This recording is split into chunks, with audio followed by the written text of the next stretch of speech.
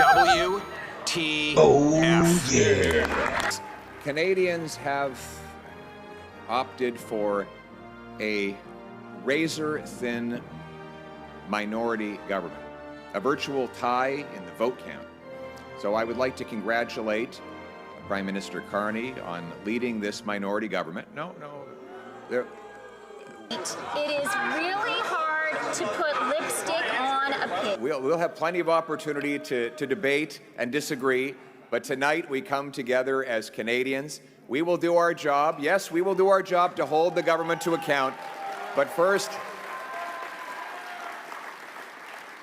we congratulate people from all political backgrounds on participating in the democratic process. And as I said, while we will do our constitutional duty of holding government to account and proposing better alternatives, we will always put Canada first as we stare down tariffs and other irresponsible threats from President Trump. Conservatives will work with the Prime Minister and all parties with the common goal of defending Canada's interests and getting a new trade deal that puts these tariffs behind us while protecting our sovereignty and the Canadian people. Hey, that's something everyone can enjoy. Hey gang, what's up? Aaron right here, Canadian Looney. What a shocking result to this Canadian federal election. Pierre Poilievre, leader of the Conservative Party, didn't win his seat. Why were you speaking so much French, frustrating the rest of Canada? In my opinion, it might have had a big influence on the outcome of this election, all that French talk, but whatever. Good job, Conservatives. A lot of our favorites are back. Melissa Lantsman's back. We lost some serious contenders in Nova Scotia, though. Ellis is out. Perkins is gone. Like, oh my goodness. Anyways, we're going to watch our newly elected Prime Minister, Mark Carney, who used to be a fake Prime Minister. Now he's just a phony one. You know, not being as eloquent as Pierre in defeat as he is in victory. After that, we've got Dr. Jordan Peterson. We're going to look at some more information about our newly elected Prime Minister, phony Mark Carney. Goodness gracious. Hey, that's something everyone can enjoy. He destroyed the UK. Anyways, we'll get into that after Jordan Peterson. Let's check out the rest of these videos, man. Mark Carney, right here, our newly elected Prime Minister. Goodness gracious. How many kids did you molest with Jeffrey Epstein? Leaders of the other parties, I want to salute the contribution of Jagmeet Singh. I noticed his remarks. Leading on progressive values. Elizabeth May will be returning. Francois Blanchet. And I want to congratulate Pierre Poilievre on a hard-fought, fair, good campaign, his commitment to the country that we... Can't lie, gang, this part cracks me up. It breaks me down. Do you think it was a fair election? They have media that they have bought and paid for with huge networks. And the Conservatives had independent media, which is very much censored. Like, when you're trying to get things out there, I don't want to sound bitter about that, but it's a fact. So was it a fair election? That part pisses me off. These spoiled brats, right? Like, I don't want to sound like sour grapes, but a little bit, it's that. Goodness gracious. How many more years? We both love.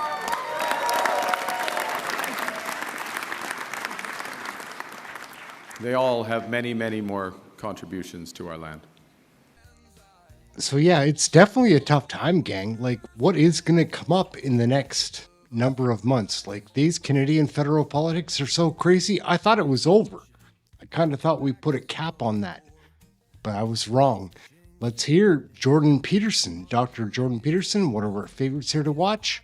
He has a lot to say about Mark Carney, guys. Like, it's not a positive outlook, really. It's skeptical at best. Let's take a peek. Dr. Jordan Peterson. You know, Trudeau virtue signaled to a degree that was virtually impossible as he impoverished Canada to no positive end whatsoever on the environmental front. And all that's going to happen is that that's going to be much worse under Carney. So we already see that Carney set at serious odds, for example, with Danielle Smith in Alberta. And that's a continuation of the scrap that Smith and the West has been having with Trudeau and the Liberals and the East as a whole. That's not going to rectify itself. It isn't even obvious to me that the country itself, which the Liberals for the last 10 years have regarded as an entity with no real central identity anyways, it isn't obvious to me at all that the country's going to be able to survive another 4-year round of liberal, utopian, globalist, environmentalist, net zero catastrophe. And so don't be thinking that Carney's a new guy.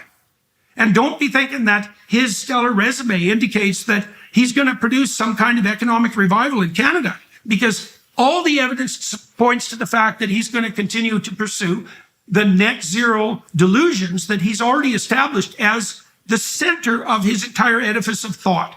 And if you don't believe me, and maybe you don't want to or can't, or you doubt me, read Values yourself. And then you'll see, read the first 3 chapters and the last 3 chapters, because the middle of it's just boilerplate.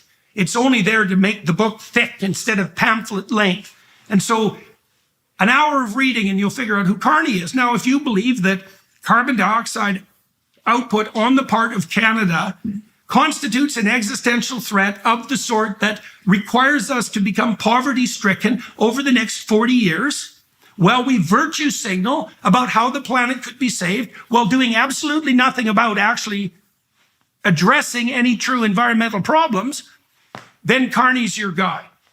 And if you think that core Canadian values are the values of the radical utopian environmentalist left, then Carney's your guy. Now, he purports to be a free market believer, which takes him out of the left-wing camp, but the way he maneuvers around that problem is by saying, well, the free market doesn't address the really important problems, and it's the central planners, the highly educated technocratic central planners, that have to pick up the slack. And so he says free market, but what he means is central planning, free market. And what he means by central planning is his vision, and what his vision is, that's the other thing about Carney. You know, I read his book, Values, and one of the things I really hope for in a book is, A, that I learned something, and all I learned from reading Values was something about Carney. I didn't learn anything of any substantial import in consequence of reading the book.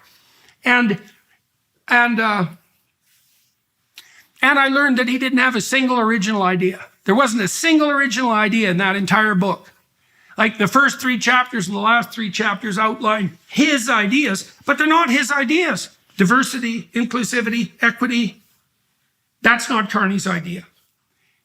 Environmental social governance, these new policies that are hypothetically going to govern the biggest financial institutions in the world, and every financial decision everybody makes with stakeholder capitalism and central top-down planning, none of that's his idea. Net zero, that's not his idea.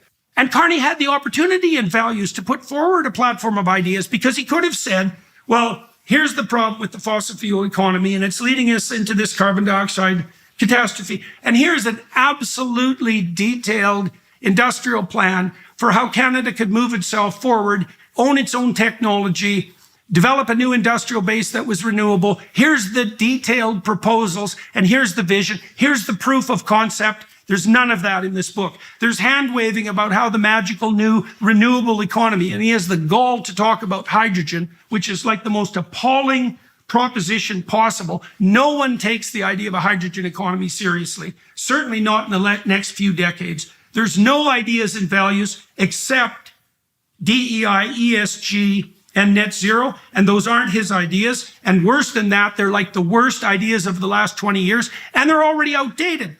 So let's talk about that for a minute. So it was true that Carney took a leadership role as the UN climate envoy, and it was true that he organized like 400 of the world's biggest financial institutions to pursue what's essentially a net zero agenda. And that happened, let's say, roughly 5 years ago. Okay, so let's ask ourselves, what's happened in the interim? And the answer is, despite his success in doing so, all the big players have bailed out. BlackRock, Vanguard, all of these big players have decided that pursuing the net zero agenda, DEI and ESG, that's not going to fly. And so even if you believe that Carney had been properly successful in organizing these big financial institutions to hit the net zero targets, you're faced with the problem that they don't think so anymore, and that whole coalition is falling apart. So my interpretation of part of the reason that Carney's motivated to become prime minister is because his international career has collapsed in failure. And so now where is he? Well, you might as well go to Canada. It's kind of a ratty little backwoods country anyways, and you don't really want to bother with niceties like actually having a seat and meeting Canadians and being elected. You can just hop in because you have this stellar resume and you're the Bank of England former governor, and you can tell people what's what. And you can tell Canadians that you're an outsider and that there's going to be some sort of economic revolution. And you can do that while lying about your actual goals, which are net zero, or failing to explain how you made such a cataclysmic mistake. And you're going to do that because you are a complete bloody failure on the international front. And that's embarrassing. And it's going to become stark, bloody obvious in the next 5 years. And then I would say, as I already said, that if that wasn't the case, then Carney would let Canadians get to know who the hell he is. And he wouldn't have called a snap election that will unfold in virtually no time. And I might also say he would have agreed to come on this damn podcast as well, because I offered him that opportunity because I could be sitting here talking to him. And his staff was reasonably polite in their insistence that they couldn't find the time. But I'd also like to point out that I interviewed Poilievre relatively recently, and that was by any standard of evaluation, the most successful political interaction in terms of distribution and impact of any Canadian political move in the last 100 years. We got something like 50 million views. And so if Carney actually wanted to communicate to Canadians, even Canadians like me, well, he had the opportunity. You know, and I might say, well, if I was Carney, I wouldn't have come on my show, and that might be true because I'm not a fan. And I would have done my best to be like a reasonable interviewer, and I'm kind of an agreeable guy, so I probably would have been. And I can see why he didn't want to do it, but he didn't do it. God damn it, that's not news! What about us? Look, Stephen, Terrence and I were talking.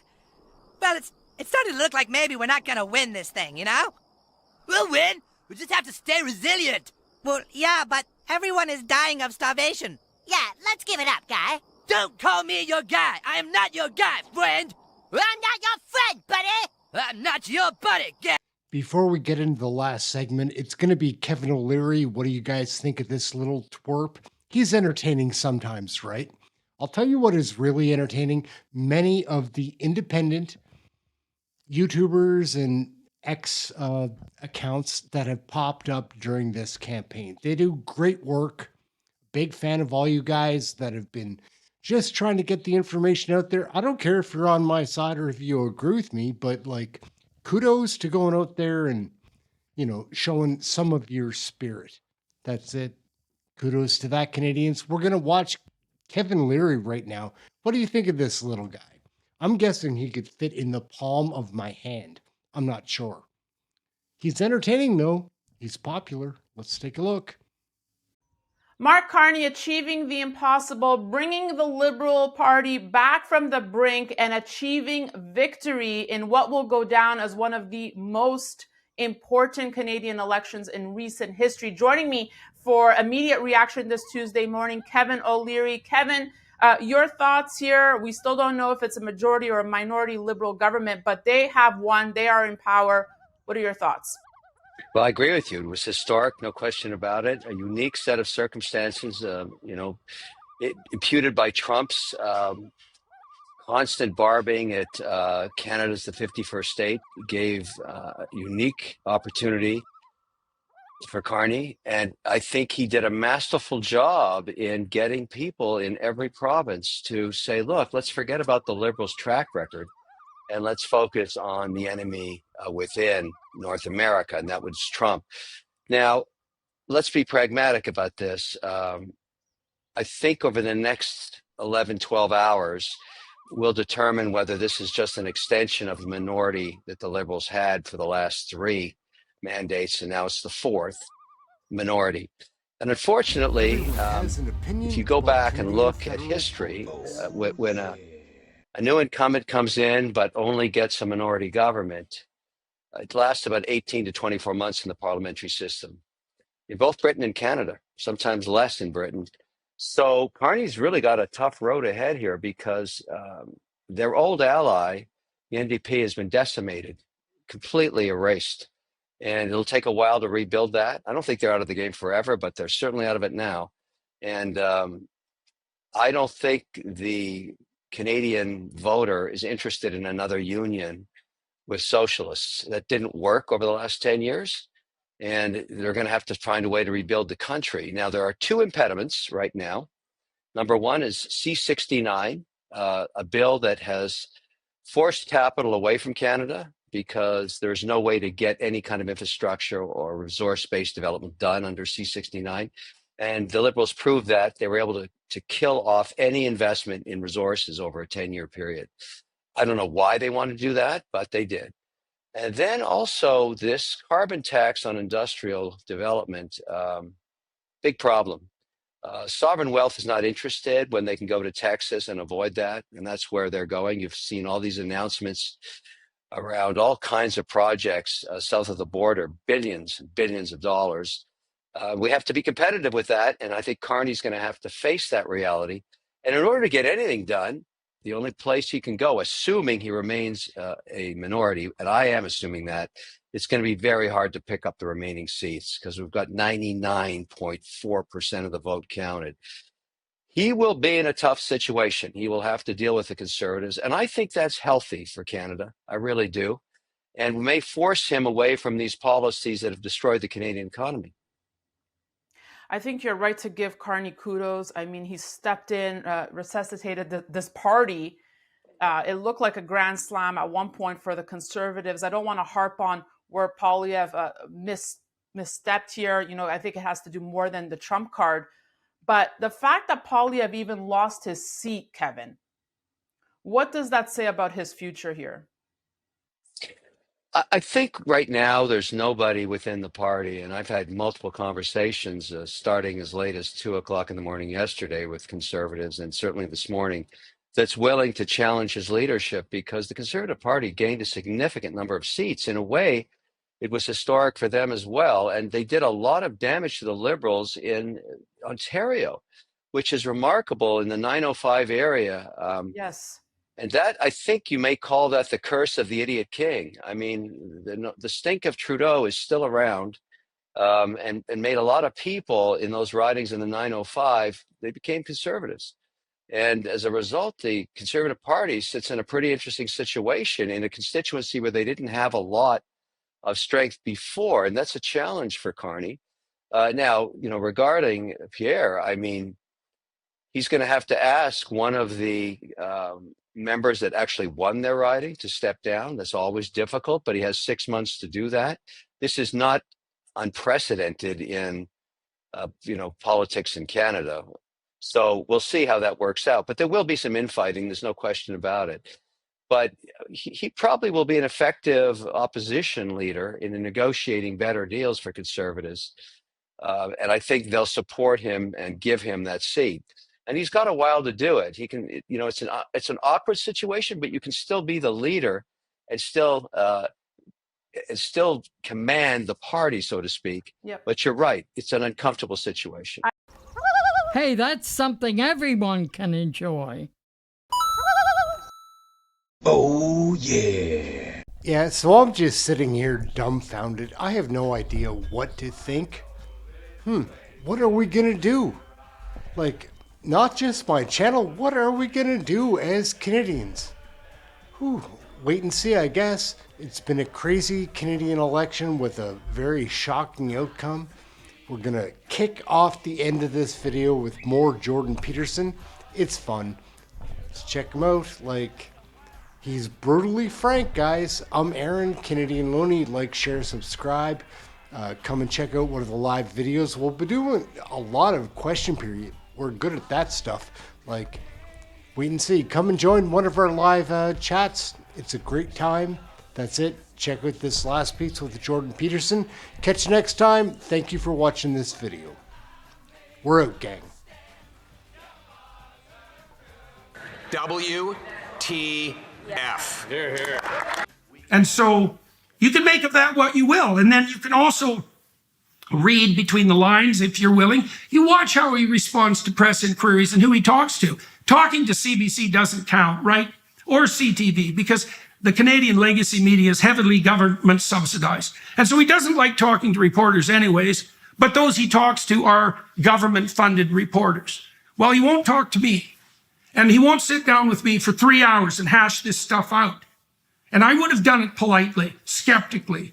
You know, I've done interviews with 500 people, and many of them had political views that I didn't agree with. Many of them were, well, the Democrats, for example, Tulsi Gabbard and RFK, Dean Phillips, who had held positions that ideologically would have aligned with Carney at least at one point in their political careers.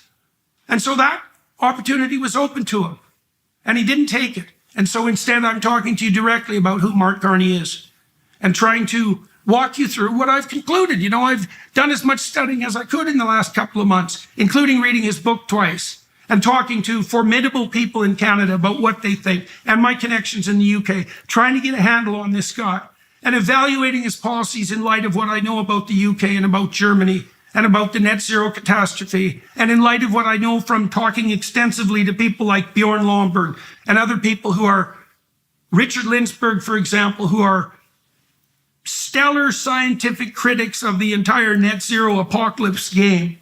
So in conclusion, Canada has a new prime minister. Who is Mark J. Carney? Well, he's someone who on paper looks stellar. He's someone who, because of that pedigree and educational history, Canadians regard as a potential contender with Trump. What do we conclude if we look more deeply into what those claims truly mean? Well, if we do an analysis of Carney's career and his writings, what we find is that he believes that there is no more important existential issue facing mankind and Canadians than the apocalypse that's impending because of carbon dioxide overproduction. And as far as I can tell, all that he does stems from that initial presupposition.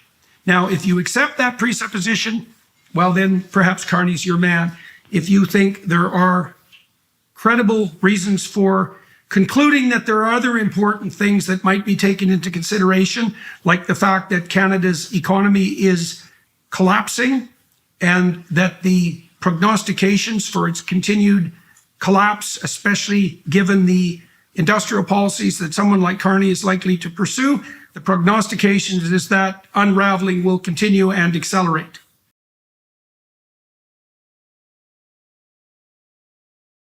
Damn it, friends, don't you see?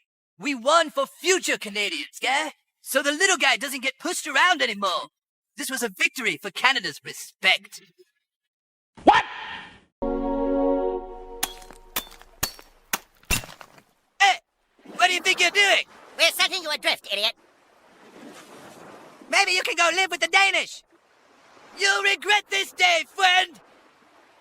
I'm not your friend, buddy. I'm not your buddy, guy. He's not